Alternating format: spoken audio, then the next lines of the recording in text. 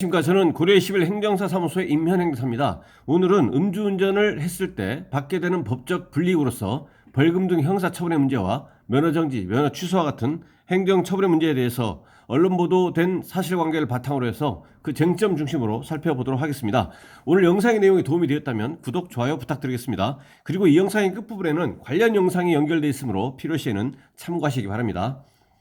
네, 먼저 제목을 보시면 음주에 운전자 바꿔치기 전 농구선수 천기범 300만원 약식 기소라고 되어 있습니다.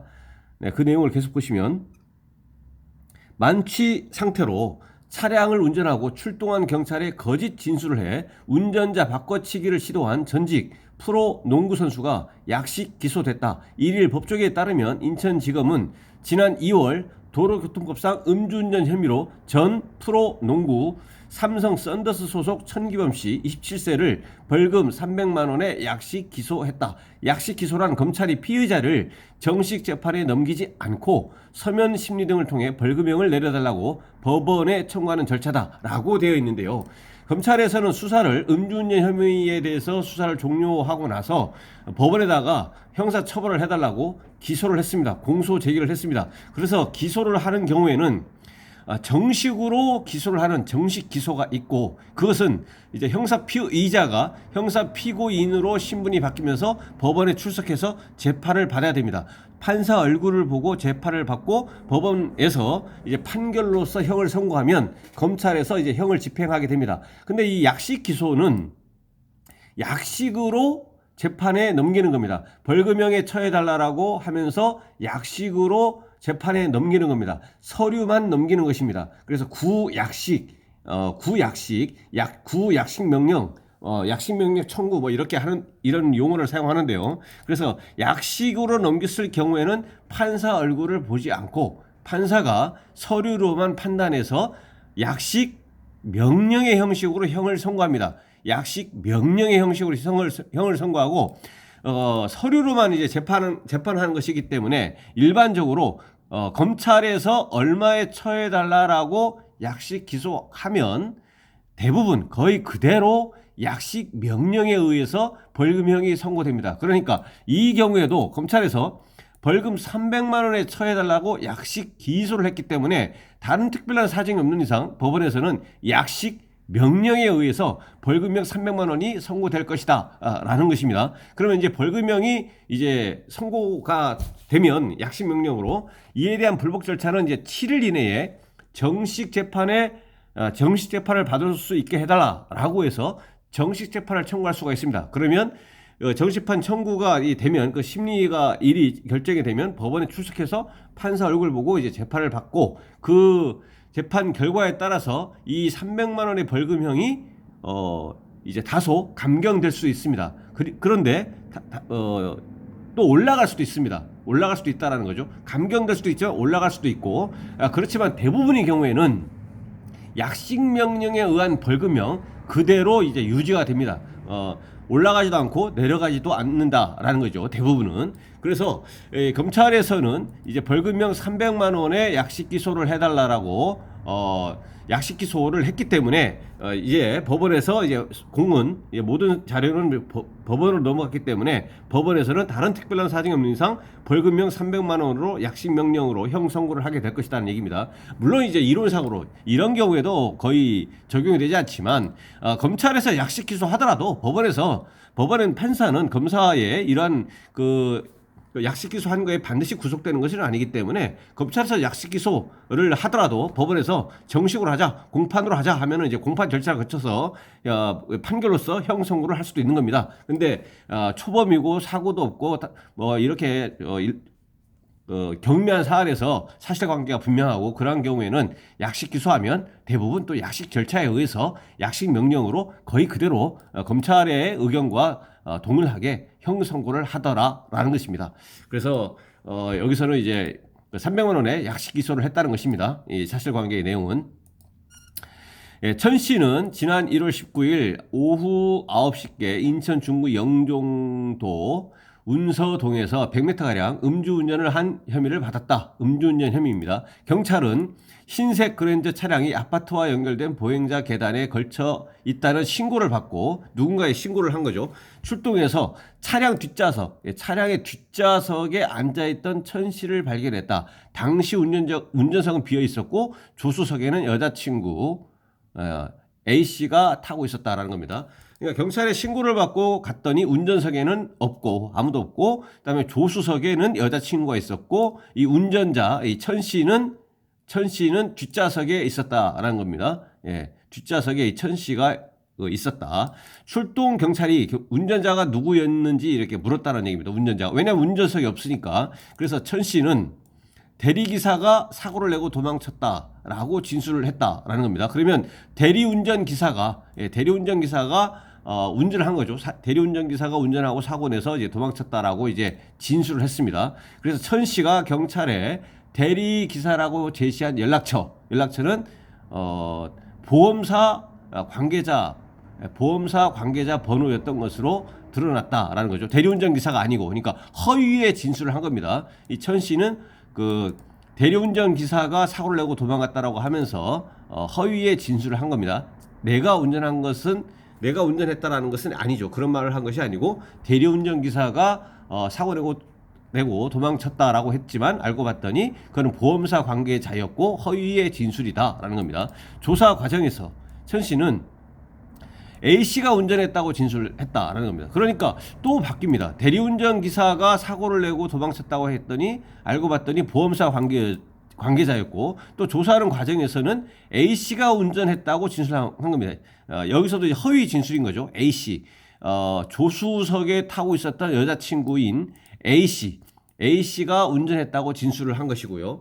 그랬더니 또 여자친구인 A씨가 자신이 직접 운전했다라고 밝혔으나 이것도 사실이 아니었다라는 것입니다.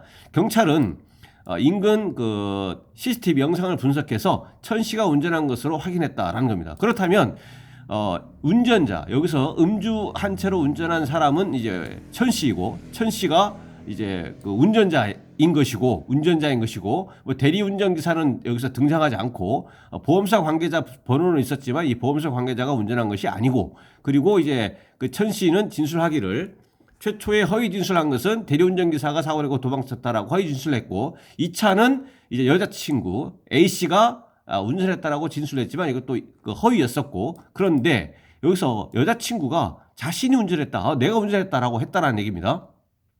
네, 일단 이 상황에서는 어떻게 되느냐라는 거죠. 그러면 일단은 음주운전한 사람은 이제 그 천 씨였기 때문에 음주운전 도로교통법 위반으로 형사 피의자가 되는 것이죠. 근데 형사 피의자의 신분에서 허위의 진술을 했습니다. 근데 형법에서 범죄구속요건에서 허위의 진술죄 이런 것은 없거든요. 그래서 이 천 씨는 음주운전으로 0.030 이상이라면 음주운전으로 처벌받지만 이 허위의 진술한 것 자체는 범죄구속요건에 해당하지 않기 때문에 별개로서 처벌은 받지는 않습니다. 물론 이 음주운전을 한 직후의 정황, 음주운전의 사실을 반성하고 인정하고 다음에 뭐 음주운전을 하지 않겠다라고 하는 어떤 진실된 반성이라든가 이런 것을 하지 않았기 때문에 그러한 것을 한 경우에 비해서, 그러니까 범행 직후에 반성하는지 여부 등과 관련해 가지고 참작 사유로 인정이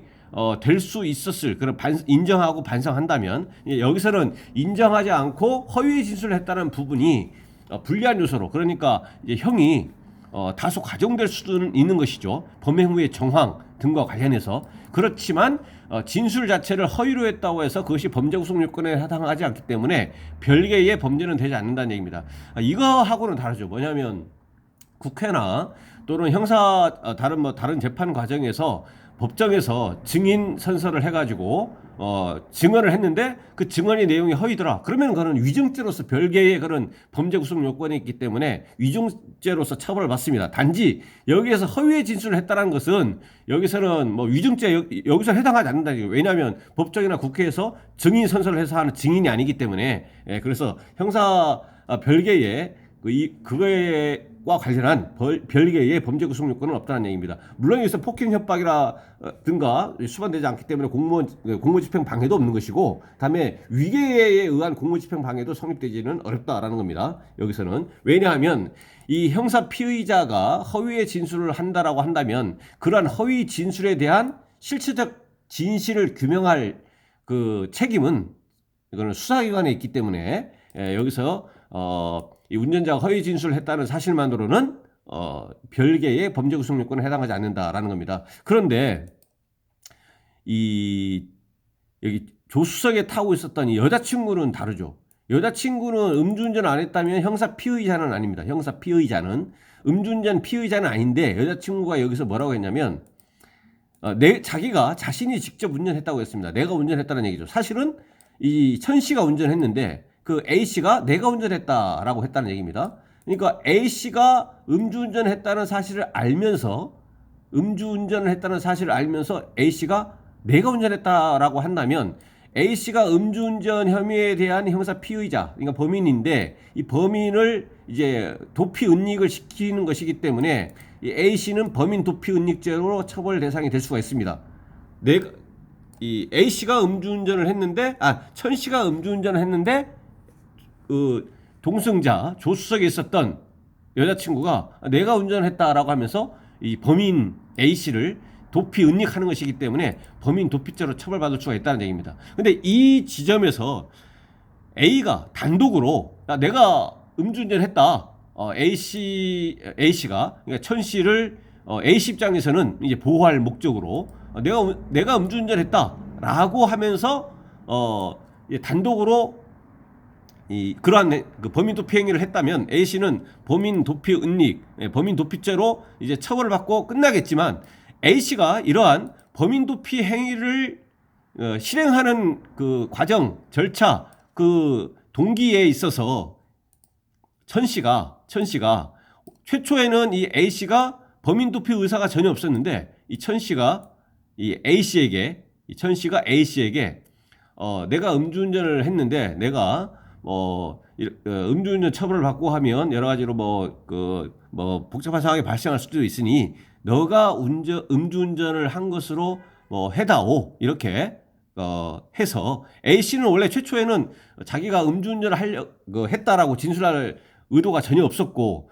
또 그렇게 하려고 하는 생각 자체가 아예 없었는데 천 씨가 그러한 생각을 이제 그런 의도를 그런 의사를 이제 형성을 시킨 거죠. 그래서 A 씨에게 너가 음주운전을 너가 했다고 좀 해달라 그랬더니 A가 오케이 해서 A 씨가 내가 음주운전을 했다. 사실은 그렇지 않은데 그렇게 되면 A 씨는 당연히 아까 말씀드린 범인 도피죄로 처벌받고 천 씨는 A 씨에게 그러한 그 범인 도피의 의사 형성을 했기 때문에 천 씨는 범인 도피 교사죄로 별개의 범죄 구속 요건이 이제 성립이 되어서 천 씨는 음주운전 이외에 범인 도피 교사죄로 처벌받을 수가 있는 것이죠.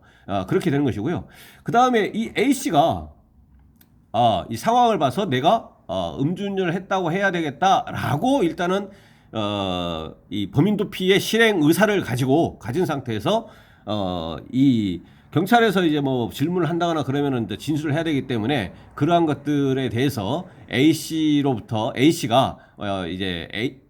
천 씨가 A 씨에게 이제 얘기하는 거죠. 여기서 몇 시부터 몇 시까지 어디서 어느 정도 마시고 나서 여기까지 내가 어떤 방법으로 운전을 해왔고 이러한 음주운전을 하게 된 구체적인 경위라든가 여기서 아까 사고가 났다면 사고가 발생한 경위라든가 이런 것들을 A 씨가 범인 도피의 의사가 이미 형성이 되어 있는 것을 이제 정신적으로 이제 고문을 시킨다거나 또는 아까 같은 사실관계 구체적인 음주운전 내지는 교통사고 발생 사실 그런 내용들을 정보들을 A 씨에게 이제 제공을 해서 범인 도피 행위를 잘 이렇게 도와주는 그런 역할을 했다면 천 씨는 A 씨의 범인 도피에 대한 이제 방조범으로 이제 또 처벌받을 수가 있는 겁니다.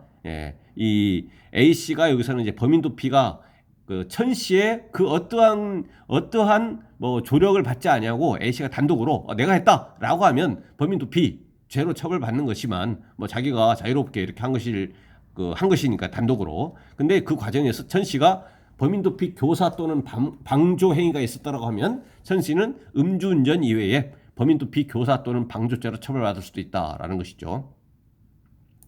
경찰 출동 당시 천 씨와 A 씨 모두 혈중 알코올 농도가 면허정지 수준으로 확인됐다. 허위 진술한 천 씨의 지인 A 또한 범인 은닉 혐의로 입건됐으며 현재 경찰 조사를 받고 있는 것으로 전해졌다라고 되어 있고요. 그다음에 면허정지 수준은 0.030 이상, 그다음에 0.080% 미만입니다. 0.080% 이상은 면허 취소해야 되고, 면허 정지는 사고가 발생하지 않은 단순 음주운전으로 기준을 한다면 이제 100일 정지라고 규정이 되어 있고, 100일 정지에 대해서는 이의신청, 행정심판 이런 불복 절차가 있는데, 그런 것을 실행을 한다고 하더라도 구제가 되면 2분의 1로 감경되고, 구제가 되지 않으면 2분의 1로 감경되지 않고 원처분이 그대로 유지가 됩니다. 그러하기 때문에 이의신청이나 행정심판을 절차를 통해 가지고 2분의 1로 감경될 수도 있고 감경되지 않을 수도 있는 그 방법을 택하는 것보다는 실무적으로는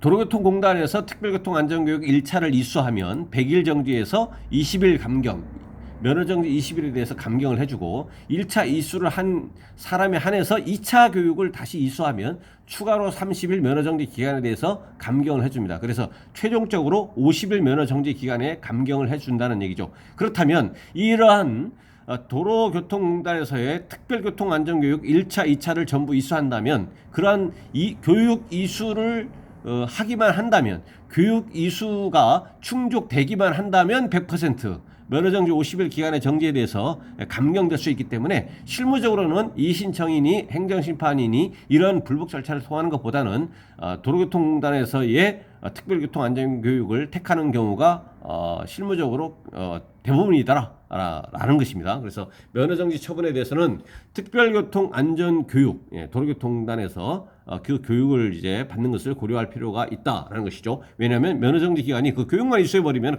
감경되는 것이기 때문에. 그리고